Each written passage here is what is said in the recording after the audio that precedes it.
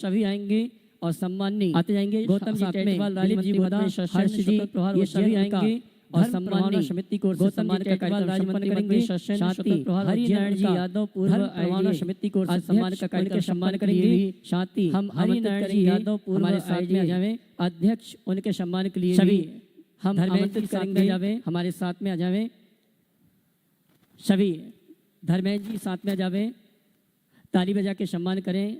गौतम जी टेटवाल, राज्य मंत्री मध्य शासन, ताली बजा के सम्मान करें। सम्मान गौतम जी टेटवाल, राज्य मंत्री पदाधिकारी संपन्न कर रहे हैं और साथ में बीच में उनका हरिनारायण जी यादव पूर्व पदाधिकारी संपन्न कर रहे हैं, उनका सम्मान साथ में कमेटी कर रही है। हरिनारायण जी यादव पूर्व अध्यक्ष ग्रुप ए भी आए, हमारे सम्मान भी महोत्सव कमेटी कर रही है। सम्मान का कार्यक्रम संपन्न करें जी गिन्नी और ए भी आए हमारे सम्मान, हम और आप शंकर समाधान सम्मान का कार्यक्रम संपन्न करें। और आइए चलते हैं, हम और आप शंकर समाधान के कार्यक्रम के संचालन की आप सभी की ओर से निवेदन करेंगे। परम पूज्य मुनि संधान सागर जी महाराज से दोनों हाथ उठा के जयकारा लगाएंगे। बोले परम पूज्य मुनि श्री प्रमाण सागर जी महाराज की। आज सत्र प्रारंभ करें। ओ बोलिए। और आज प्रथम प्रश्न के लिए आमंत्रित कर रहा हूँ अपने बीच में, जिन्होंने 10 दिन तक बहुत ही अपने मधुर कंठ के माध्यम से यहाँ भक्ति की बयार गंगा बहाई। मुन्ना जी, रीता जी पहाड़ियाल, कोलकाता ट्रस्टी यहाँ पर उपस्थित हैं। आए और अपना प्रश्न गुरु चरणों में रखें। उसके बाद में श्रीमती चंद्रकला जी पाटनी रांची गुणायत्र मंत्री तैयार रहेंगे। महाराज श्री के चरणों में नमोस्तु नमोस्तु नमोस्तु। चुल्लक जी महाराज के चरणों में इच्छा में इच्छा में इच्छा में। महाराज श्री 10 दिन बहुत भक्ति की, गुरुओं को आहार दिया और बुंदेलखंड की यात्रा भी की। कल वापस उसी माहौल में वापस जा रहे हैं। आगे की जिंदगी कैसे जिए गुरुवर, हमें रास्ता बताएं। देखिए 10 दिन यात्रा की, आनंद लिया, इसका मतलब है 10 दिन में हमने अपने मन की बैटरी को फुल चार्ज कर दिया। और 10 दिन के इस भक्ति की ऐसी गूंज अंदर होनी चाहिए कि बाहर के इस शोर का उस पर कोई प्रभाव ना पड़े। हम ऐसे संस्कार लेकर जा रहे हैं जिससे वे सब बातें हमें व्यर्थ से लगने लगे और मन में एक ही बात आए, कब वह घड़ी फिर आए जो हम गुरु चरणों में जा समाए। ये भाव अगर अंतरंग में जागृत हो जाए तो फिर कोई कठिनाई नहीं है और सभी को ऐसा ही करने का प्रयास करना चाहिए। नमोस्तु भगवान, नमोस्तु नमोस्तु। श्रीमती चंद्रकला जी पाटनी रांची मंत्री गुणायतन, और उसके बाद में तैयार रहेंगे श्री सिंपल जी अंकिता जी जैन बंडा। मेरी तरफ से जगत के सब जीवों की तरफ से मुनि राजों के चरणों में नमोस्तु। चुल्लक जी महाराज के चरणों में इच्छा में। जिंदगी की कमाई दौलत से नहीं नापी जा सकती, अपनी अंतिम यात्रा से नापी जाती है। तो उस अंतिम यात्रा को हम सार्थक कैसे बनाएं? बहुत अच्छा वाक्य है। जिंदगी की कमाई को दौलत से नहीं नापी जाती, अंतिम यात्रा से नापी। आपने पूछा अंतिम यात्रा को हम सार्थक कैसे बनाएं? अंतिम यात्रा को सार्थक बनाने के लिए कुछ नहीं करना, केवल एक काम करना, अपनी हर सांस को आखिरी सांस मानकर जीना शुरू कर दो। मेरी हर सांस जीवन की आखिरी सांस है, अगले श्वास का भरोसा नहीं। समझिए, ये अगर अंतरंग में बैठ जाए कि जीवन में पल का भरोसा नहीं, तो जीवन अपने आप संभलेगा। जो व्यक्ति अपने जीवन के प्रति जागरूक होता है उसकी ही मृत्यु सही हो पाती है। तो हमें चाहिए कि हम अपने जीवन के प्रति जागरूक बने, जागरूकता के साथ जिएं, सजगता के साथ जिएं, ताकि हम जाएं तो हमारे जाने के बाद भी लोग हमें याद कर सकें। जिसके जीवन में वैराग्य होता है, जीवन की सच्चाई का बोध होता है, वो अपने जीवन में सब कुछ कर सकते हैं। किसी की ये दो पंक्तियां बड़ी सार्थक है। जिंदगी राह पर नहीं आती, मौत जब तक नजर नहीं आती। तो मौत जब तक नजर नहीं आएगी, जिंदगी राह पर नहीं आएगी। इसीलिए हमेशा इस बात को सामने रखकर चलें कि क्या पता किस घड़ी मेरी सांस आखिरी सांस बने। आज अपने बीच में मध्य प्रदेश शासन से राज्य मंत्री गौतम जी टेटवाल उज्जैन से यहाँ पर उपस्थित हैं। वे अपना प्रश्न और अपनी बात गुरु चरणों में रखेंगे और उसके साथ में ही उनके साथ में ही हरि नारायण जी यादव जो पूर्व IDA अध्यक्ष भी रहे हैं यहाँ इंदौर, वे भी साथ में रहेंगे। आप सभी गुरु चरणों में अपनी बात और प्रश्न रख लें और उसके बाद में तैयार रहेंगे आगे। नमस्ते गुरुदेव, नमस्ते गुरुदेव, नमस्ते गुरुदेव। गुरुदेव, सब कहते हैं कि सत्य की जीत होती है, सत्य परेशान होता है। तो सत्य की जीत होती है तो परेशान क्यों होता है?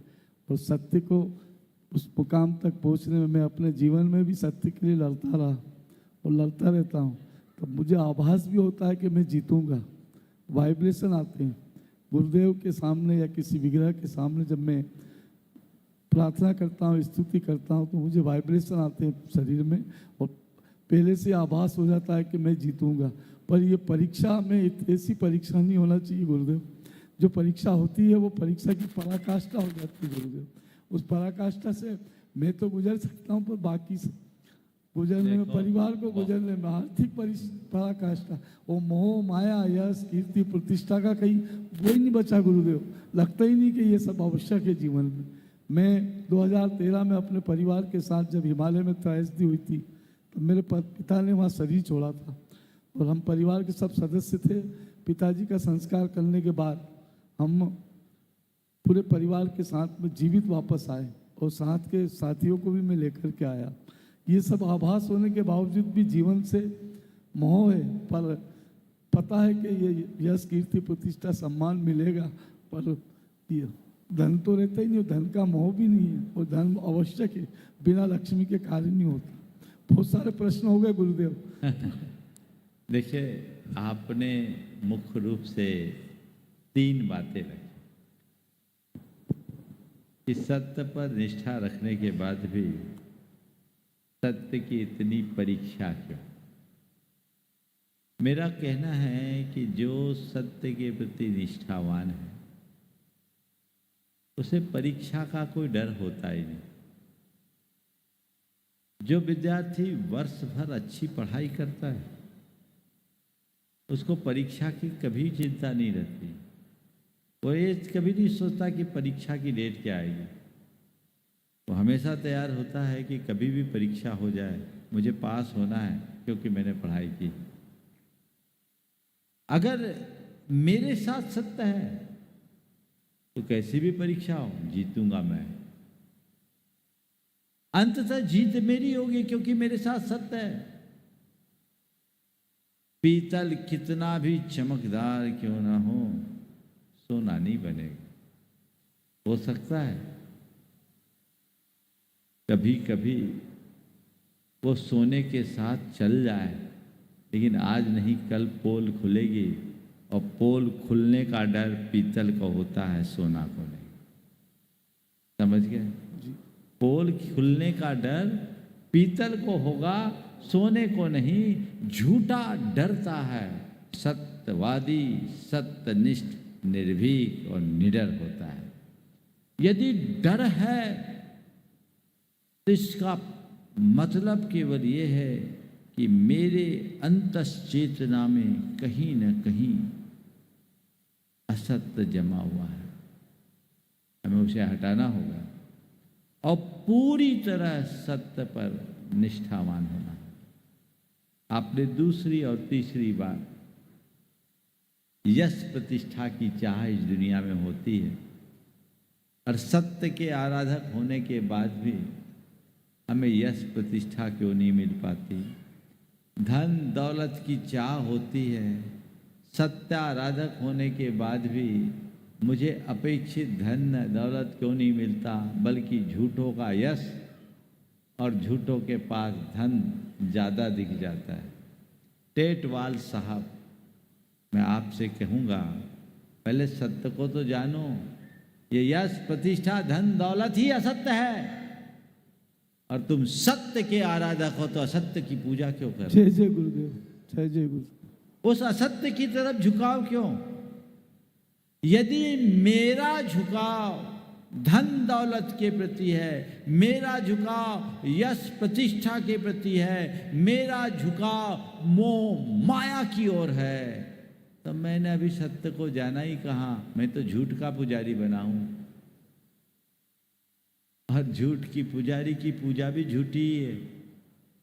इससे सत्य के उपासक बनिए, और जिस दिन ये समझ में आ जाएगा कि ये सब चीजें सत्य नहीं असत्य है, तो भले तुम्हारे पास यश कम हो, भले तुम्हारे पास दौलत कम हो, भले तुम्हारे पास माया का विस्तार न हो, पर तुम्हारे मन में सदैव संतोष और प्रसन्नता होगी, और यही जीवन की सबसे बड़ी उपलब्धि। जय जय गुरुदेव।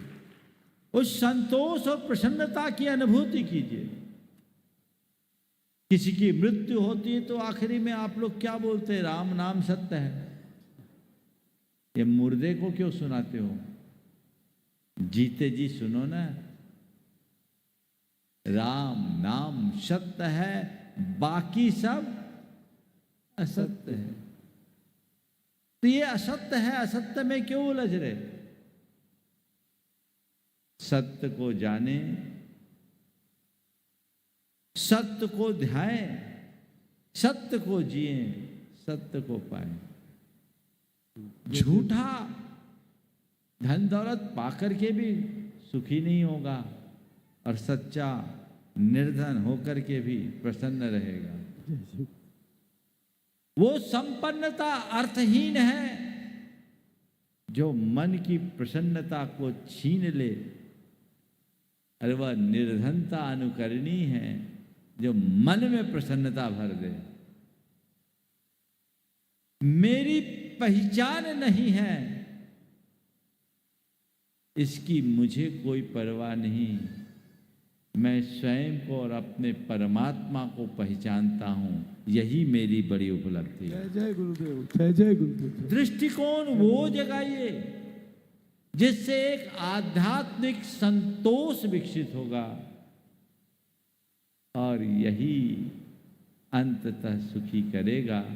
यदि इसी सब में सब कुछ होता तो हमारे महान आत्माओं ने, तीर्थंकर आदि परमात्माओं ने धन वैभव राज पाट ये सब क्यों त्यागा होता? इसलिए क्यों असत्य है, और जब तक उनके पीछे लगोगे सत्य को प्राप्त नहीं कर सकोगे।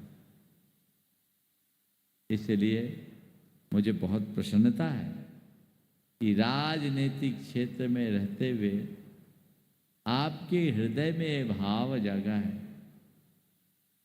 नहीं तो राजनीति में तो यही राज रहता है कि कभी सच को प्रकट मत करना, अंदर के सच को छिपा के रखना।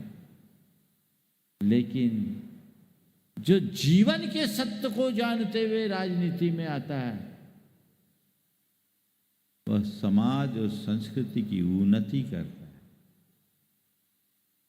राजनीति राजनीति की तरह चलती है, लेकिन राजनीति के क्षेत्र में रहने वाले लोगों के मन में यदि जीवन के सत्य का बोध हो तो राजनीति करेगा, पर राजनीतिक तिकड़मों से बचा रहेगा। समझ गए? और एक बात और ध्यान रखना, जब तक तुम्हारा पुण्य है, तुम्हारे विरुद्ध सारी दुनिया भी खड़ी क्यों ना हो जाए, तुम्हारा बाल बांका नहीं होगा। जय जय गुरुदेव, जय जय जय नमस्ते। ये भी जीवन का एक सत्य है, इस पर विश्वास करो। आत्मा पर विश्वास करो, आत्मविश्वासी बनो और कर्म सिद्धांत पर विश्वास करो। कर्म सिद्धांत के विश्वासी भूल जाओ, थोथे कर्म कांडों में कुछ नहीं रखा। असत्य का सारा आकर्षण छूट जाएगा और सत्य तुम्हें शिखर तक पहुंचा देगा। ऐसा प्रयास करें। मुझे मालूम पड़ा, अभी मुझे बताया, पहले तो मेरा कोई परिचय नहीं, शायद मेरे पास पहली बार आए, दूसरी बार आया एक बार और आए थे। हाँ, मैं भोपाल में आया था शाम को। हाँ, भोपाल आए दर्शन करने। और मुझे मालूम पड़ा ये नियमित भक्तामर के पाठी हैं, जन्मना जैन नहीं है। ये इनका अपना अनुभव है। एक बार इन सब का इन हृदय के अंतस्थल से आप सबको अभिनंदन करना चाहिए। बहुत बहुत आशीर्वाद। हरिनारायण यादव, हरिनारायण जी यादव पूर्व आईडी अध्यक्ष, वे भी अपना प्रश्न गुरु चरणों में रखें। और उसके बाद में तैयार रहेंगी श्रीमती सुशीला जी बांजल, धर्मपत्नी सुमेश जी बांजल। गुरु जी प्रणाम पत्नी करता माँ हूँ। है, सोमेश जी भी हैं। हाँ, प्रणाम करता हूँ। हालांकि काफ़ी पूर्व में जो उत्तर थे उसमें आ गए थे, बाकी फिर भी मेरे मन में एक जिज्ञासा है कि कर्म प्रधान विश्व करी राखा, एक तरफ ये हो जाता है और दूसरी तरफ ये होता है, होई वही जो राम रच राखा। बहुत सुंदर। कर्म प्रधान विश्व करी राखा, होई वही जो राम रचि राखा। ये दोनों बातें परस्पर विरुद्ध दिखती है, लेकिन इन दोनों का भाव एक है। और मैं तो अनेकांत का उपासक हूँ, इसलिए इन दोनों को अलग अलग संदर्भों में अपनाने की कोशिश करता हूँ और आप सबको सलाह भी देता हूँ। जब आप किसी कार्य को करने की कोशिश करो, किसी कार्य करने के लिए तत्परता रखो, तो इस लाइन को याद रखो, कर्म प्रधान विश्व करी राखा, जो जस करहि तस फल चाखा। मैं जो करूँगा वही मुझे मिलेगा, इसलिए मेरी जिम्मेदारी है कि मैं वही करूं जो मैं चाहता हूं, मैं वैसा ही करूं जैसा मैं चाहता हूं। इससे हमारा व्यवहार सुधरेगा, इससे हमारा चरित्र निखरेगा, इससे हमारे आचरण में पवित्रता आएगी। लेकिन जब मन अनिर्णय की स्थिति हो जाए या बहुत अच्छा करने के बाद भी अच्छा परिणाम ना आए, तो उस दुविधा के चक्रव्यूह से अपने आप को बाहर निकालने के लिए होइए वही जो राम रचि राखा। स्वीकार कर लो, जब बुरा घट हो प्रभु इच्छा पे छोड़ दो, और कुछ अच्छा करने का प्रसंग हो तो जो मैं करूँगा वही होगा। लोग उल्टा कर देते हैं, बुरा तो जब भगवान का आशीर्वाद मिलेगा, अच्छा तो जब भगवान का आशीर्वाद मिलेगा तब करेंगे, और बुरा का जब मौका आ जाए तब नहीं पूछते कि भगवान ने कहा है कि नहीं कहा। बुरे के प्रति सहज झुकाव होता और अच्छाई के प्रति लोगों के मन में प्राय अरुचि होती है। हमें अच्छाई को रुचि पूर्वक करना चाहिए और बुराइयों से यथासंभव दूरी रखनी चाहिए, तभी हमारा जीवन है। अपने बीच में सुमेश जी बांजल, जो भारतीय राष्ट्रीय राजमार्ग प्राधिकरण में उच्च पद पर आसीन है, और जब भी डायरेक्टर हैं, और जब भी महाराज श्री जी का बिहार होता है तो जो आगे आगे आप लोग देखते हैं लाल बत्ती और नीली बत्ती गाड़ी चलती है, वो बांजल जी की ओर से ही भेजी जाती है। निश्चित रूप से मुनियों के बिहार में यह उनका बहुत बड़ा उपकार है, और वे इसका वैयावर्ती का लाभ भी लेते हैं। वे अपना प्रश्न रखें और उसके बाद में तैयार रहेंगे दिगंबर सोशल ग्रुप सम्मेद दर्शन तिलक नगर। नमोस्तु महाराज जी, नमोस्तु महाराज जी, नमोस्तु महाराज जी। गुरुदेव को परिवार की तरफ से तिरवार नमोस्तु। आज गुरुदेव आपके समक्ष कोई प्रश्न नहीं है, आज मन आनंद और गर्व से अभिभूत है कि हम ऐसे गुरुदेव के शिष्य हैं कि जिनके सामने अच्छे अच्छे ज्ञाता दृष्टा बड़ी तैयारी के साथ बहुत सारे अपने प्रश्न लेकर आते हैं और उनका प्रश्न पूरा नहीं होता कि गुरुजी की तरफ से ओम आता है और गुरुजी तमाम तरह देश दुनिया का ज्ञान देने के बाद वापस उस प्रश्न पर आ जाते हैं। अगर उसी प्रश्नकर्ता से अगर दोबारा प्रश्न को अगर बोलने को कहा जाए तो वो दोबारा उस प्रश्न को उद्घाटित नहीं कर सकता, पर गुरुजी पूरी देश दुनिया की ज्ञान देने के बाद उसी प्रश्न को पुनः अपने चमत्कार के साथ दोहरा देते हैं। ऐसे गुरुदेव के चरणों में मैं सादर नमोस्तु करता हूँ। गुरुदेव, ये चमत्कार आप कैसे उद्घाटित करते हैं, इस पर कृपया मार्गदर्शन करने का कष्ट करें, क्योंकि मेरी माताजी लगातार जो है बगैर बेनागा जो है आपके संघ का समाधान प्रवचन सुनती हूँ। जब से इंदौर आई हैं मेरे को भी ये होता है, तो मैं अंदर रोज सुनने के बाद अंदर इतना आनंद की प्राप्ति होती है कि आज मैं गुरुदेव से ये सवाल करूंगा कि गुरुदेव ये चमत्कार आप कैसे घटित करते हैं, कृपया। पहले तो मैं चाहूँगा एक बार बादल साहब का जोरदार अभिनंदन कर दूं। ये एक बड़े निष्ठावान समर्पित श्रावक हैं, बाद में अधिकारी हैं, और प्रशासनिक अधिकारी यदि निष्ठावान हो जाए तो धर्म, समाज और संस्कृति की सेवा अपने आप होती है। और भी अधिकारीगण आप जैसे अधिकारियों से प्रेरणा लें, ऐसी मेरी अपेक्षा है। आपने जो पूछा है कि ये चमत्कार कहाँ से आए, भैया मैं चमत्कार पर तो भरोसा रखता ही नहीं और चमत्कार जानता भी नहीं। मैं इतनी बात जानता हूं, जिसका चित्त बटा होता है उसके मन में सवाल आते हैं। जिसका चित्त बटा होता है उसके मन में सवाल आते हैं, और जिसका चित्त केंद्रित होता है वह समाधान पाता है। अगर समाधान चाहिए तो कुछ नहीं करना, अपने विखंडित चित्त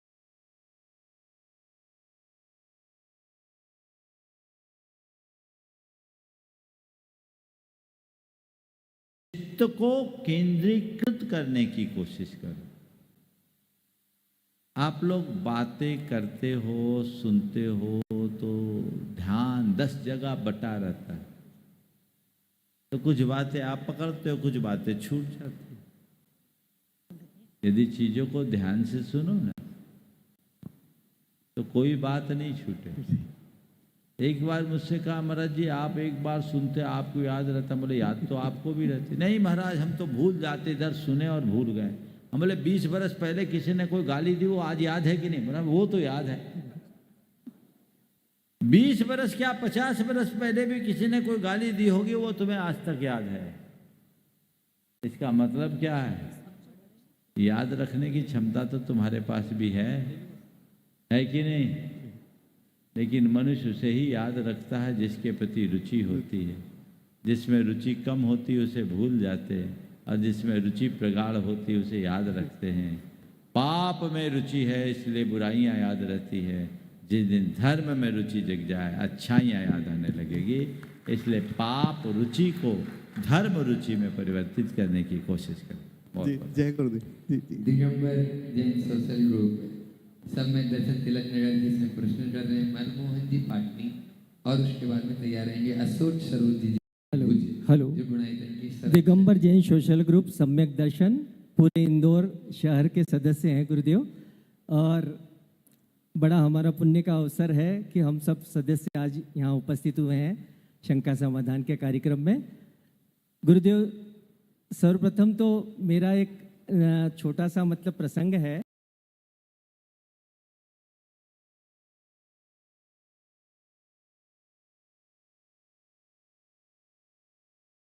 मेरी पोती लंदन में रहती है। वो पोती और बेटा और बहू, वो उसकी 6 साल की है गुरुदेव, और 6 साल की है तो वो स्कूल में जाती है तो वहाँ पर वेज और नॉन वेज दोनों मतलब इन्हें खाना मिलता है उनको।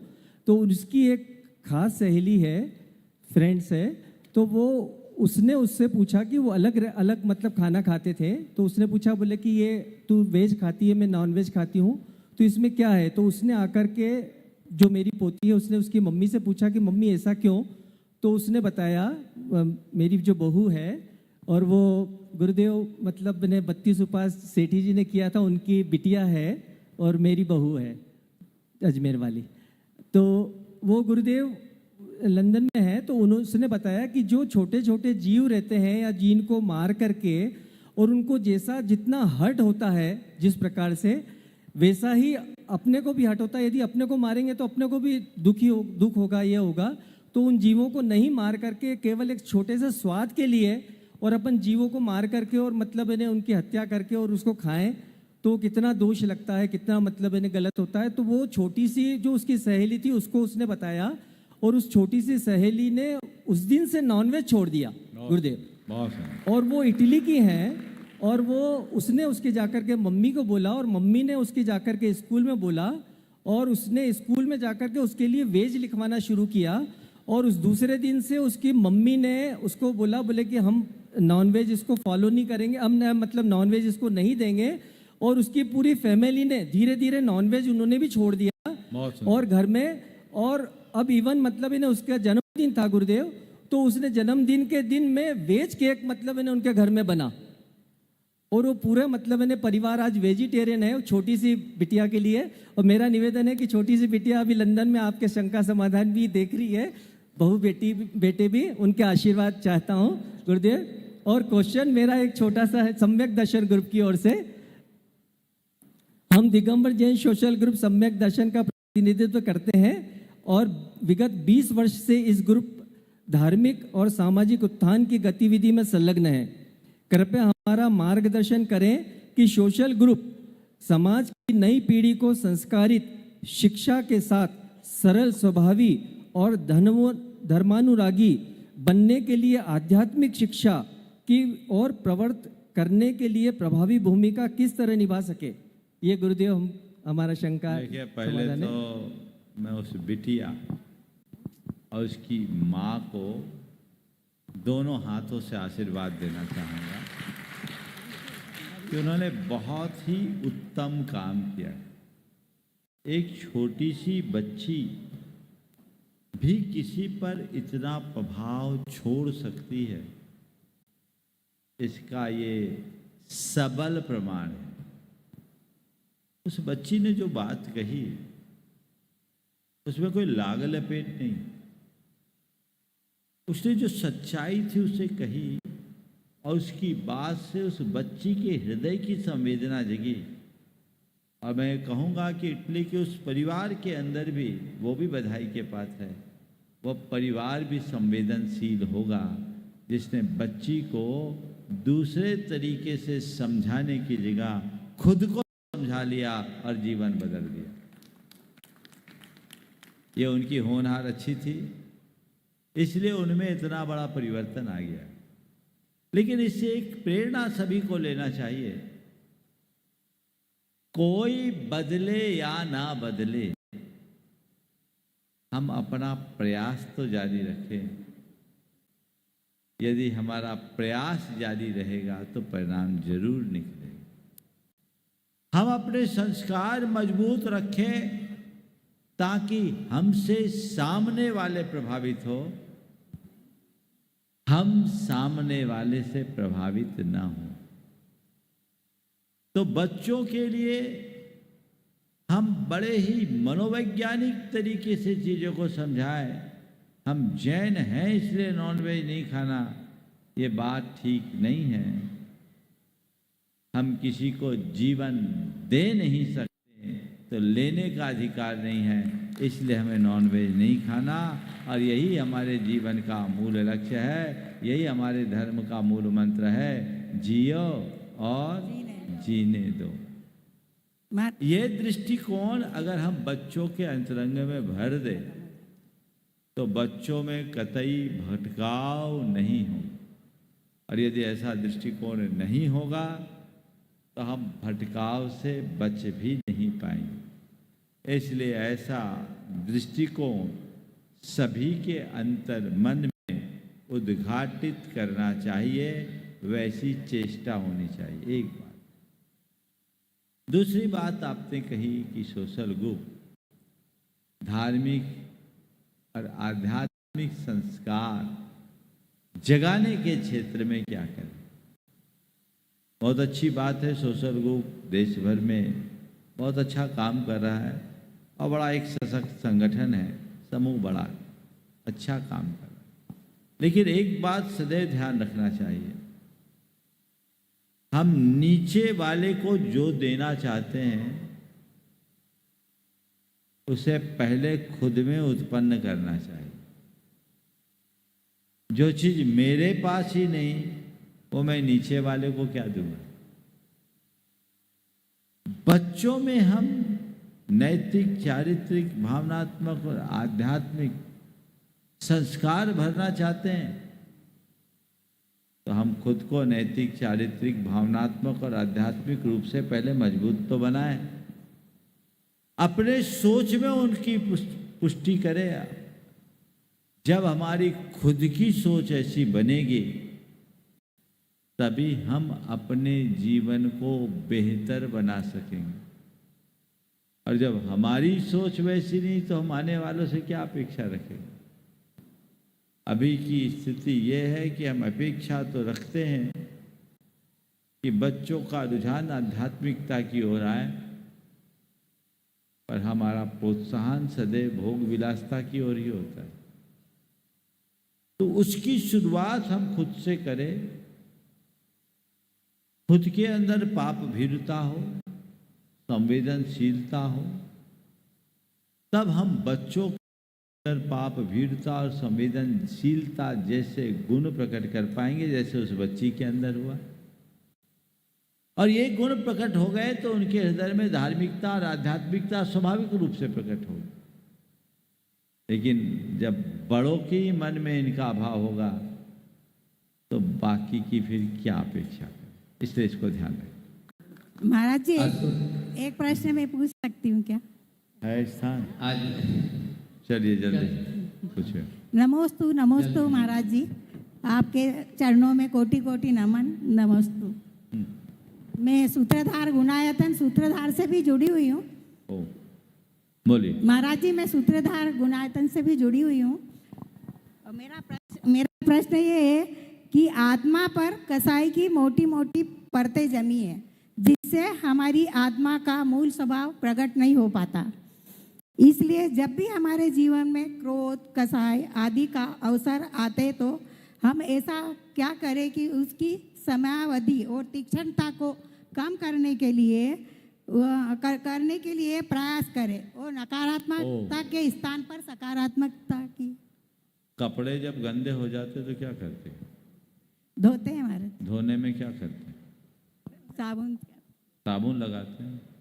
क्या सोच के साबुन लगाते हैं? साफ करने के लिए।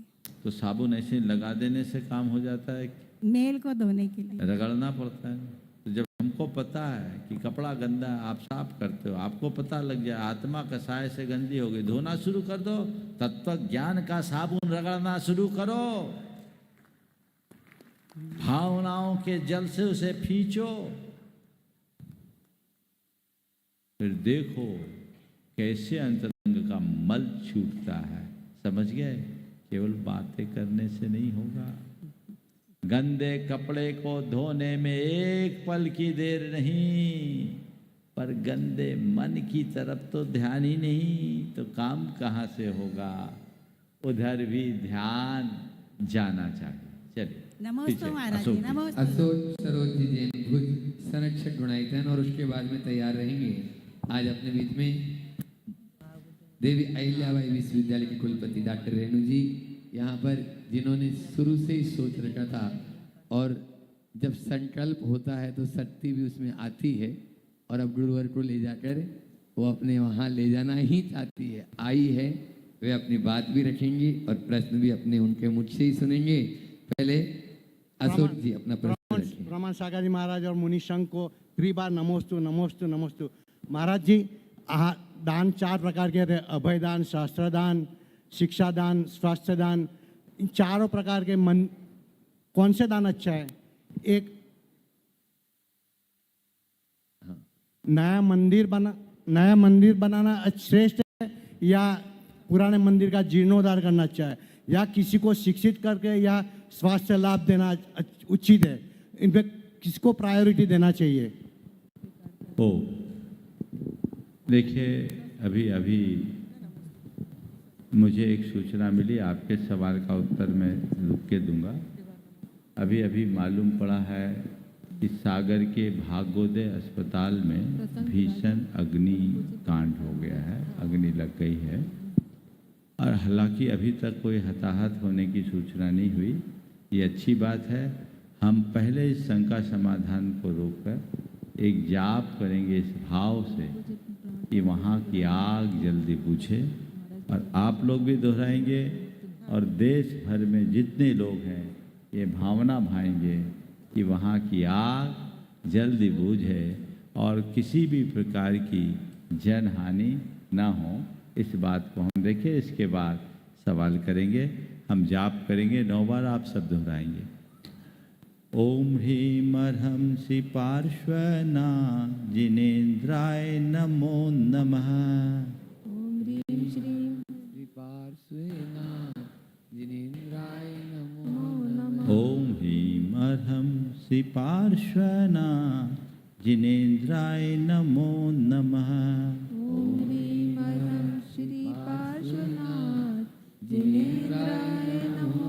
ओम ह्रीं अर्हंसि पार्श्वना जिनेन्द्राय नमो नमः। ओम ह्रीं अर्हंसि पार्श्वना जिनेन्द्राय नमो नमः। ओम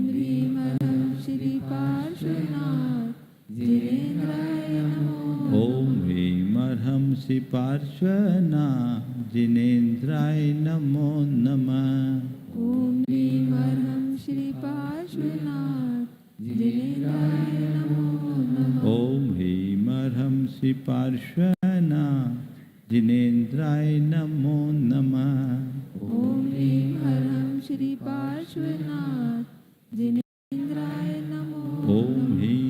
अर्हंसि पार्श्वना जिनेन्द्राय नमो नमः।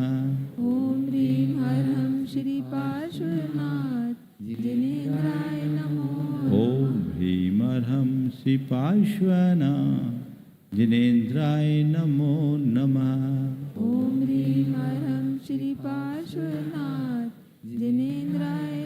ओम ह्रीं अर्हंसि पार्श्वना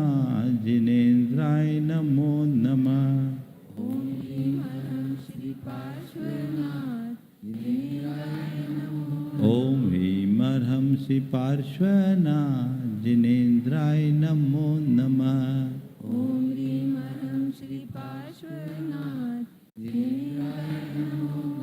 ह्रीं अर्हंसि पार्श्वना जिनेन्द्राय नमो नमः। ओम ह्रीं अर्हंसि पार्श्वना जिनेन्द्राय नमो नमः। ओम ह्रीं अर्हंसि पार्श्वना जिनेन्द्राय नमो नमः।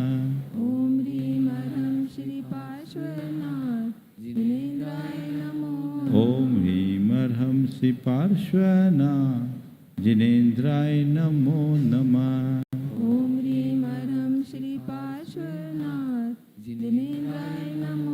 ह्रीं अर्हंसि पार्श्वना जिनेन्द्राय नमो नमः। ओम